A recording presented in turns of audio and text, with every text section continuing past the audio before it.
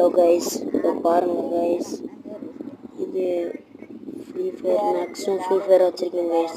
Free fire எப்படி download பண்ணணும்னு சொல்லி தெரியும் கைஸ். பேக் வந்துட்டு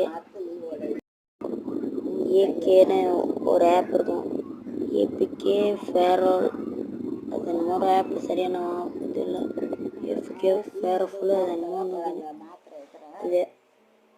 அந்த ஆப் ஏற்றுக்கோங்க கைஸ். ஏற்றிக்கிட்டு இந்த ஆப்புக்குள்ளே போனீங்கன்னா முதல்ல ஆகும். குரோமில் தான் இந்த ஆப் ஏற்றணும். ஃப்ரீ ஃபயர்னு டைப் பண்ணிங்க கைஸ்.